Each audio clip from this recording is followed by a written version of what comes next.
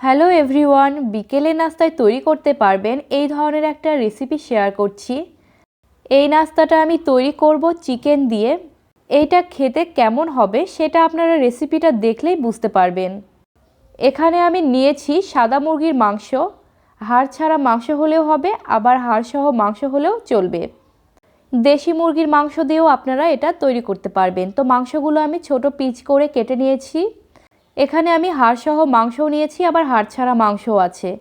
এবার এখানে দিয়ে দিলাম 1 চামচ পরিমাণে রসুন বাটা, 1 চামচ আদা বাটা, দিয়ে দিব কিছুটা লবণ, সামান্য একটু শুকনা মরিচের গুঁড়া দিয়ে দিলাম, আর দিয়ে দিব গরম মশলার গুঁড়া, 1 চামচ পরিমাণে গরম মশলা দিয়েছি।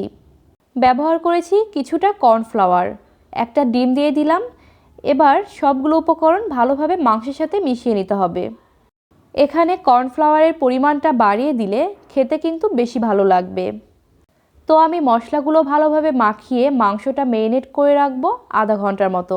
দেশি মুরগির ক্ষেত্রে মেরিনেট করতে হবে কমপক্ষে 2 ঘন্টা।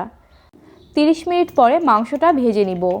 ফ্রাই প্যানে কিছুটা তেল দিয়েছি, তেলটা গরম হয়ে যাওয়ার পর মাংসগুলো দিয়ে দিতে হবে। আমি একবারে সবগুলো মাংসই ভেজে নিব। হাই হিটে মাংসগুলো ভেজে নিতে হবে। আর আমি এই মাংসগুলো একটু বাদামি কালার করে ভেজে নিব। মাঝে মাঝে একটু উল্টে দিতে হবে যেন সব সাইডে খুব ভালো মতো ভাজা হয়। অনেকে আছে যে সাদা মুরগির মাংস মানে এই ব্রয়লার মুরগির মাংসটা খেতে চায় না, কিন্তু এরকমভাবে মাংস ফ্রাই করে নাস্তা রেডি করলে দেখবেন যে খাবো না এই কথাটা কিন্তু কেউ বলবে না। মাংসটা চারপাশটা ভালোভাবে উল্টে পাল্টে আমি ভালো মতো ডিপ ফ্রাই করে নিয়েছি। খুব সুন্দর একটা বাদামি কালার চলে এসেছে। এবার মাংসটা উঠিয়ে নিব। এরকমভাবে ভেজেও আপনারা মাংসটা যে কোনো সসের সাথে খেতে পারবেন। তবে নাস্তার টেস্ট আর একটু বাড়িয়ে দেওয়ার জন্য পরের স্টেপটা কিন্তু অবশ্যই দেখতে হবে। মাংস আমার ভাজা হয়ে গেছে। এবার একটা কড়াইয়ে আমি সামান্য একটু রসুন কুচি দিয়ে দিলাম, 1 চামচের মতো রসুন কুচি দিয়েছি। আর দিয়ে দিলাম বারবিকিউ সস, দিয়ে দিব সামান্য একটু হট টমেটো সস। এখানে আরও ব্যবহার করেছি চিলি সস।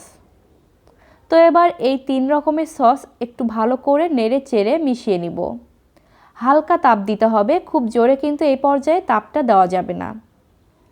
প্রায় 30 সেকেন্ডের মতো নাড়াচাড়া করে যেই মাংসটা আমি ফ্রাই করে রাখলাম সেটা এখানে দিয়ে দিব। এবার সসগুলো মাংসের সাথে খুব ভালো মতো মিশিয়ে নিব। যদি একটু বেশি ঝাল পছন্দ করেন এখানে কিছুটা চিলি ফ্লেক্স দিয়ে দিতে পারেন। মাংসের গায়ে যখন সসগুলো ভালো মতো লেগে যাবে সে পর্যায়ে চুলাটা বন্ধ করে দিতে হবে। এরকমভাবে আপনি খুব সহজেই চিকেন দিয়ে অনেক মজাদার নাস্তা তৈরি করতে পারবেন। সময় কিন্তু খুবই কম লাগে। আর যদি আপনি চান তাহলে কিন্তু মাংসটা মেরিনেট করে আপনি অনেক দিন ফ্রিজে রেখে দিতে পারবেন। যখন প্রয়োজন হবে শুধু চট করে বের করে ভেজে নিয়ে নাস্তাটা তৈরি করতে পারবেন। রেসিপি ভালো লাগলে আমার চ্যানেলের সাথে থাকতে ভুলবেন না।